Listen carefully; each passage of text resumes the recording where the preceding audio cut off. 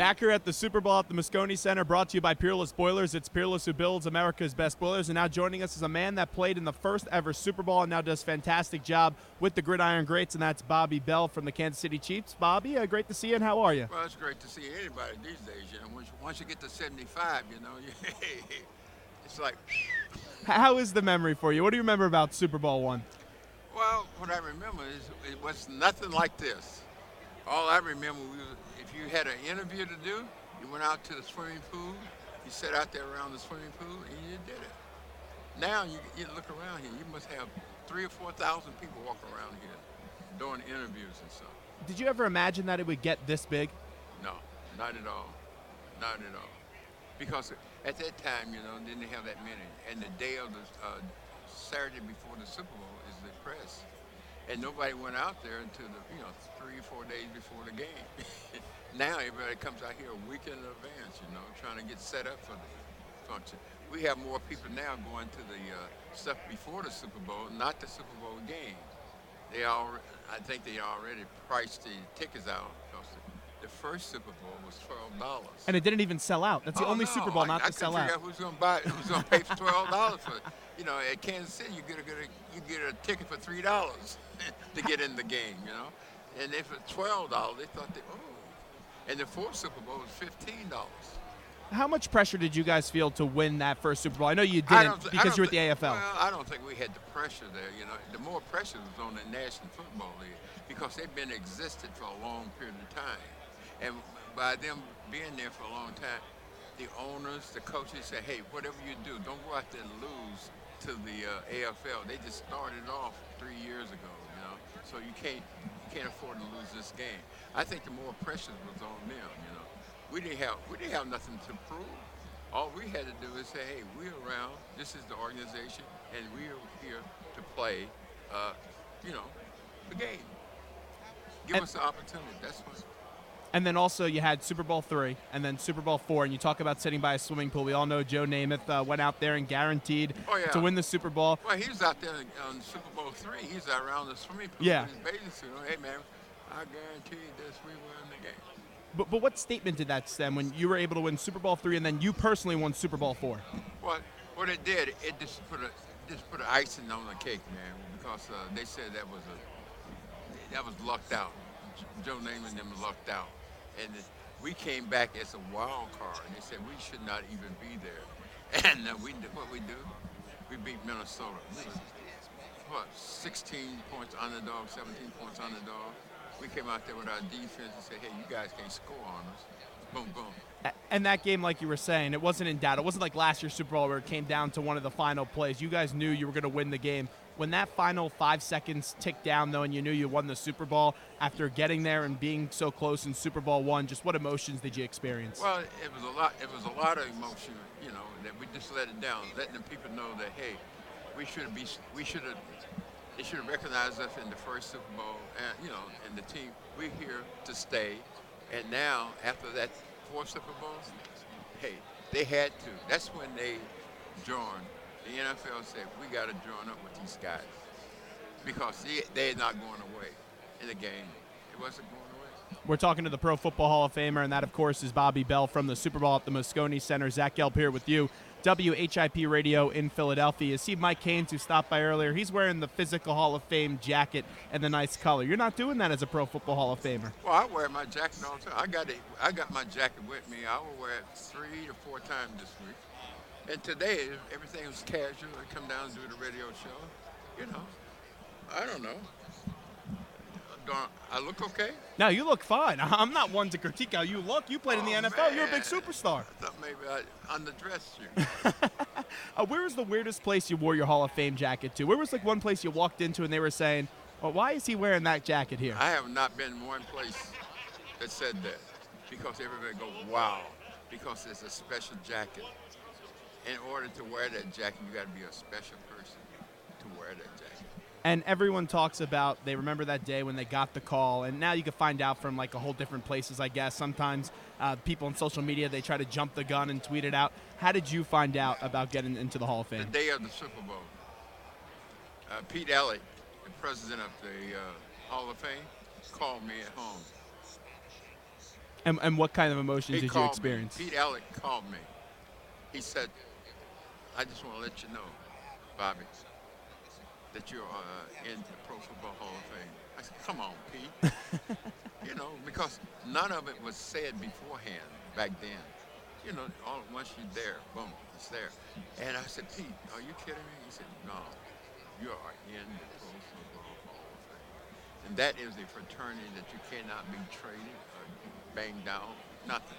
They can't do anything. Once you get there, that team is there for the rest of your life, and also the rest of my kids and everybody else's life. You know, they can go by there and see Bobby Bell has been through here."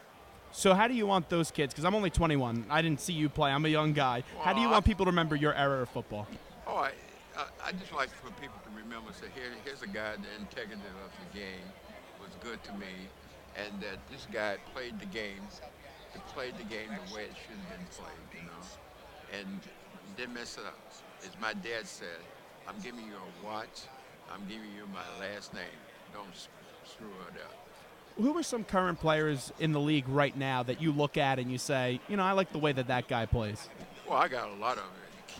I just saw a lot of guys that today, you know, came by here. Well, they got a lot, you know, look at the quarterback from the Carolina. Cam Newton. You know Canyon. Yeah. I like Everyone knows him. Superman.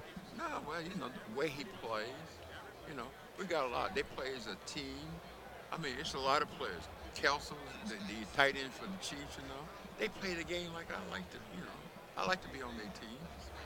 You know, you look at players, I look at players, would you love to have this guy on your team or you would be on his team? Do you think that Cam Newton gets some unfair criticism? Because I look at that guy, and I don't look at black or white or, that he celebrates too much. I just look at him as a darn good football player. I look at him as a football. I mean, right. People go by and go say, "Hey, man, he's acting up." But look at the quarterbacks. We have a lot of quarterbacks that did stuff. Spike the ball, guys run in the end zone. Hey, do they talk about it? No. You know, who is it? Joe Namath. Sure. He wears stockings and stuff, you know, and all that stuff. Anybody say anything about that? So why do you think it's such a big deal now? I don't know. The fans is some of them is kind of dead. Some of the fans is kind of they pick and pick. You know, you can't do that. We're here with Bobby Bell, the Pro Football Hall of Famer.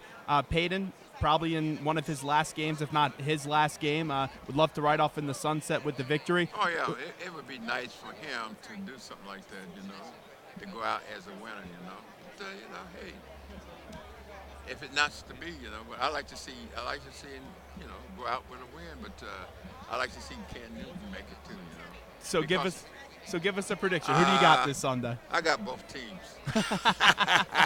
It can't end in a tie. Come on, who do you got? Man, I kind of, it can, man. I think they both gonna tie up, man. It's a good thing that they got two quarterbacks, and that's the big thing that is, And it would be great for Kent, Kent to win. It'd be great for Peyton Manning because I know Peyton, I know his brother, I know his Archie. I just shook hands with Archie a while ago, and it's just a great thing, I just want to watch a good game. I will tell you, though, my favorite part of Super Bowl weekend, and it's an event that's near and dear to my heart, and we've been going to it for the last 3 or 4 years, and it's incredible to see how it has evolved into now a massive event where you've partnered up with Ron Jaworski. Mike Ditka does a great job as the Gridiron Greats Foundation. Yeah. Tell me a little bit more about that. Well, the Gridiron Great is a fun. We do a great thing for that is that we raise money to help the pioneer of the game, the NFL. The players that start, back when they didn't make the kind of money that they make now. So they need some help. If one of them, a player needs some help, get his hip replaced, they don't have the money, the insurance and stuff like that, that's where they jump in. The Gridiron Great jumps in and help them right there. They need to pay a mortgage or something like that. That's what happens. We get there. And then it hooked up 4 years ago with, Rudolph Foods and stuff like that. To help do that, they raise money. If you go by and buy Rudolph Rudy's foods and stuff like that. The pork rinds. They pork sent me rind. some pork rinds last week, Mark Singleton. Man, you told me you didn't get none. I didn't tell you that. Yeah, you oh, they did. were delicious. Oh, Pork rind, you didn't get none? You told me you didn't get some, man. No, the pork rind, we got a good we got a good thing going. The pork rind, you can go on. We got a contest, you know. Oh, okay. Sack the quarterback. Okay. You know, you go on porkrind.com and you can play the game. You enter your name into the contest. You can win $3,500 and a year of supplies of pork rind. Well, it's great to see you. Thank you so much for coming by. I got to talk to my buddy Mark for a few minutes, but it was always great to see you, Bobby. All right, man. Talk to you. Thank you. Thank you so much. So Mark Singleton is here from Rudolph Foods. Mark, let's get to it right now. You're always our food guru here at the Super Bowl. Each year you tell us what is the best place to eat and where to go. Tell us where to go in San Francisco because I know you love your food. Oh, well, last night we went to a place called The Catch. Okay. The seafood was incredible, incredible. And then there's a place called the Plank Door that has got some Asian fusion food, and it's got 2 different kinds of pork rinds on the menu. So I think you'll find it pretty exciting. Have you been to the In-N-Out Burger here? No, I haven't. I love In-N-Out Burger. See, you know what's funny? Angelo Cataldi, who used to be my boss at WIP when I was an intern for him, I was on his show. I had to wake up this morning, 4 a.m. local time, 7 a.m. back in the East Coast. And he told me, Zach, you have to go to In-N-Out Burger. And I'll tell you, I was so disappointed last night. Oh, compared to a Whataburger? It wasn't that good. It came out cold. I guess they say the way you order it, this is the lingo, double animal style, and it was just a disaster. I didn't like it. Well, I tell you what, if your listeners will go to www.porkrinds.com, we've got some new recipes on there that are just amazing. Our skinny dipping chicken is great for the Super Bowl this weekend, and we've got all kinds of other recipes that your listeners can find out about and cook this weekend. Well, it's great to see you every year. Just quickly tell us a little bit more about Rudolph Foods. I know Bobby Bell does a great job talking about it and endorsing the product, but tell us a little bit more for our listening audience in Philadelphia. Sure. You know, we are so proud and happy to be affiliated with Coach Dick and the Gridiron Greats and Bobby Bell. This year we've raised over a ton of money for the Gridiron Greats, and more importantly, we've gotten over 650,000 people to go to our website, learn about the Gridiron Greats, and your listeners need to go today to www.porkrinds.com, play our Sack the Quarterback game with Bobby Bell, and have a chance to win $3,500 and a year's supply of pork rinds. Now, before we let you on, I have to ask you, because we are on in Philadelphia, your favorite cheesesteak is? Pat's. Oh, really? Yeah. It's funny. They just had some mice droppings found outside of Pat's, so I don't know if you want to go to Pat's great anymore. Texture. You know, it's an incredible city, great food, and there are a lot of restaurants in Philadelphia serving pork rinds on the menu. I think your listeners can find them in more places than you could believe. Even the Ritz-Carlton in Dallas, Texas is serving pork. Oh, that's right. You are a Dallas man, correct? I am. I remember when we met you in Dallas when the Super Bowl was a disaster there when it started to snow and they had like one crane on the highway trying to pick up all the snow. Oh yeah, well both of our snowplows get really busy during a snowstorm.